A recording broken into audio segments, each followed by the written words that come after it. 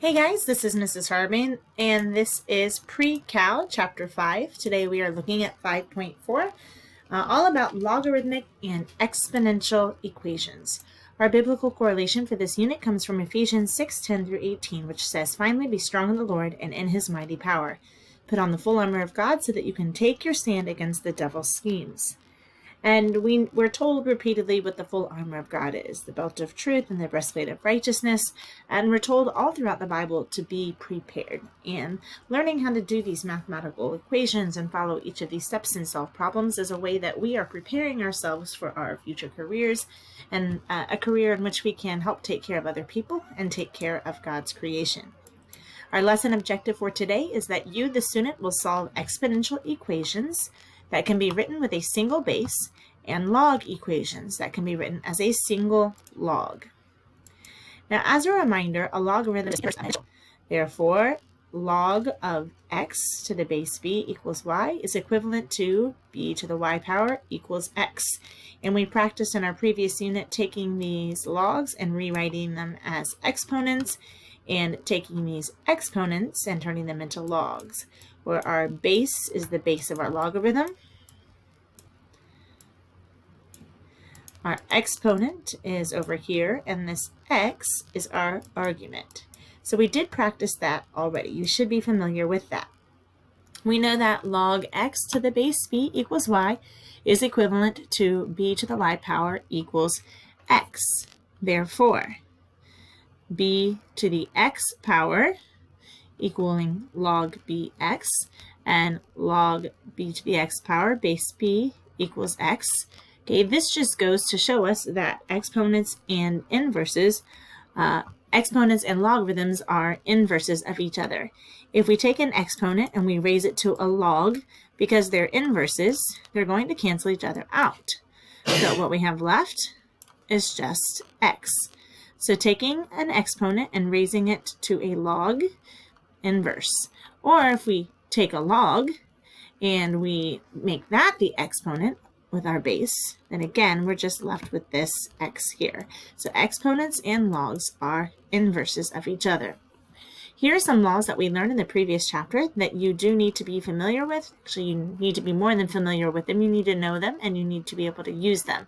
So we saw in our logarithmic properties that log xy to the base b can be written as log of x to the base b plus log y base b. And log x divided by y to the base b can be written as log x base b minus log y base b.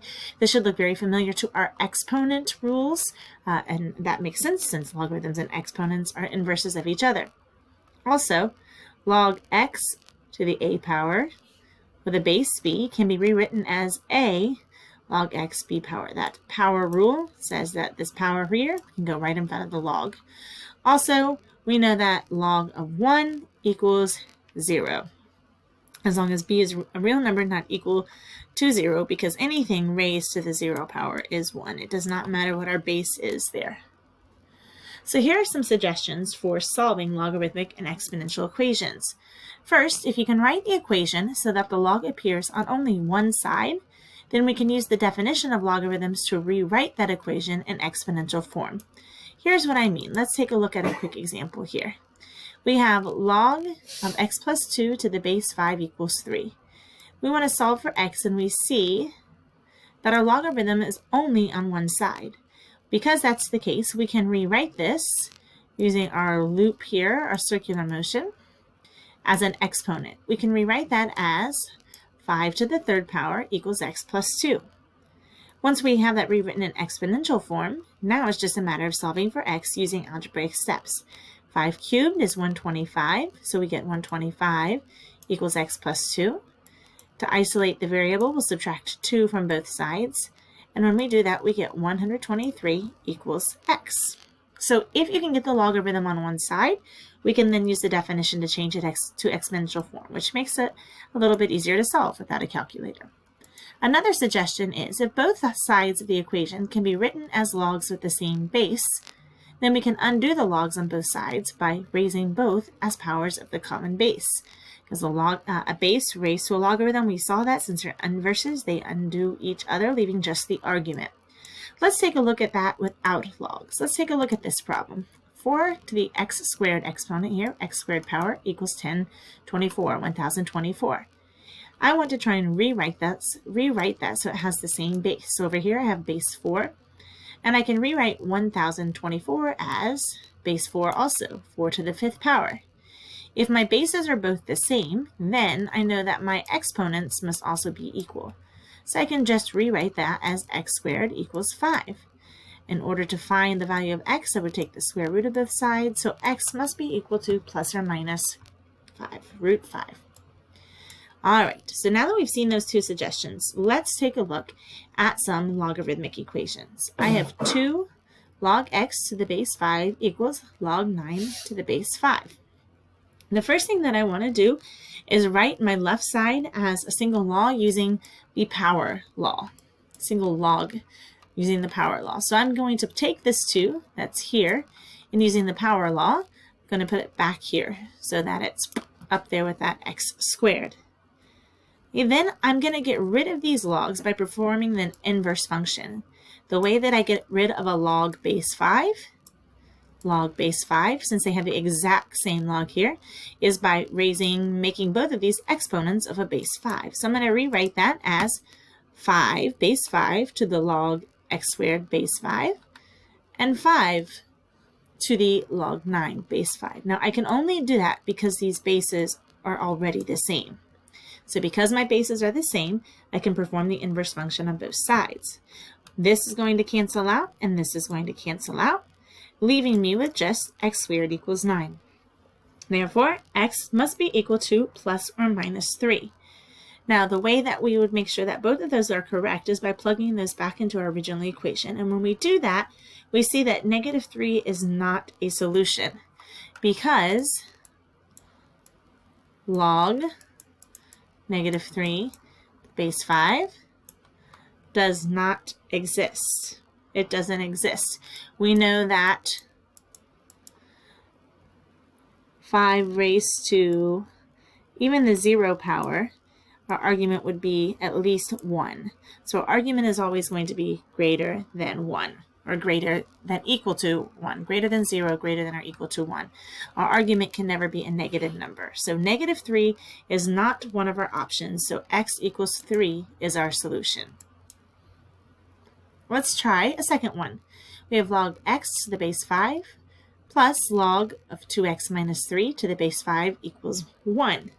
Now, in this one, our logs are already on one side, but I want to see if I can rewrite it so that it's a single log. And I'm going to use my properties of logarithms to rewrite that one. And we're going to write it as log 2x minus 3 times x to the base 5 equals 1. Using our product property there of logarithms, I could rewrite that as this times this, our two arguments multiplied by each other. Once I've rewritten that so that I just have a single log on one side, I can now use my loop and write that in exponential form. So I can write 5 to the first power. I'm trying to go to my next slide here. 5 to the first power equals x times 2x minus 3. From there, I'm just going to solve for x. So I'll distribute my x to get rid of the parentheses, and I get 2x squared minus 3x equals 5. And then we'll go ahead and set the whole equation equal to 0 so that we can factor it. 2x squared minus 3x minus 5. When we factor that, we get 2x minus 5 times x plus 1. If you don't remember how to factor, in order to find our factors, we're going to do our a times c, and that must be, when added together, equal our b. And a times c is negative 10, and our b is negative 3. Two factors that when multiplied equal negative 10, but when added equal negative 3. I've got positive 2 and negative 5. So we would split that 2x squared plus 2 minus 5x minus 5. And we would then factor by grouping 2x times x plus 1 minus 5 times x plus 1, and that's where our two factors come from, 2x minus 5 and x plus 1. We would set each of those equal to 0, and we would find out that x equals 5/2 or x equals -1. We do want to check our solution, and so when we plug that in, we have to say, well, only 5/2 works. -1 is extraneous, again, because you can't have an argument of a log be a negative number. It's not in the original domain of the logs. In our logs, our domain is that x must be greater than or equal to 1. And -1 just doesn't work in that domain. Now sometimes we can write all the expressions with the same base, very similar to how we did that for x squared equals 1024, and we rewrote it as 4x squared equals 4 to the 5th, and we just set our two exponents equal to one another. But sometimes that can't happen, and when the two sides cannot be written with the same base, we must employ an alternate method. Let's take a look at 10 to the x plus 1 power equals 4. The first thing that we are going to do is rewrite the equation in log form. So in log form, this becomes the base of our log. This becomes our argument, BA, and this is still our exponent, which comes after the equal sign. If you want to remember BAE, there you go. That's the order we're going to go for here. So rewrite in log form. So here's our 10, our base here. Okay, here's our argument. And then here's our exponent, which comes after the equal sign. So changing this to exponent form looks like this. You may have, if you were doing it on your own, rewritten it as log 10, 4 equals x plus 1, and that is just fine as well. It doesn't matter what side of the equal sign you have those things on. And I accidentally hit pause at some point in that. Hopefully I caught it as soon as I hit it and didn't cut off too much of my presentation here. All right, once we've rewritten that in log form, we're going to subtract 1 from both sides. So we get x equals log 4 minus 1. And the way that we solve that is using our calculator. When we plug that into our calculator to simplify, we get x is approximately negative 0.3979. Now you may be thinking, you just said we can't have negatives in the argument, and you are correct. We don't actually have a negative in our argument. Our argument is 4, and that is not a negative number. Our x is what's equal to that negative value. All right, let's solve e to the negative 5x power equals 7. The first thing that we want to do is rewrite that as a log. Now don't forget that when we're using e as our base, we're not using the log notation, we're using the natural log notation. So here's our e, base, here's our argument, 7, and here's our exponent, which comes after the equal sign. You might also write that natural log of 7 equals negative 5x. Okay, in order to get the x by itself, we need to divide by 5. So we get x equals natural log of 7 divided by negative 5. Again, we'll simplify that using our calculator, and we get that x is approximately negative 0.3892. Next, solve 5x, or 5 to the x power, equals 7. If we were to rewrite that in log form, let's see, we would get log base 7 equals x. Okay, we could plug that into our calculator if you have this capability into your calculator, or we can take the common log of each side. So we're going to take the log of 5x and the log of 7. Because most exponential equations don't involve convenient bases like base 10 or base e, we can take the log of both sides, like in this example. Okay? Most of the time your calculators will not let you change the base to a log 5. So we're going to take the log of both sides, log of 5x and log 7. Then we will apply the power law of logarithms to solve for x.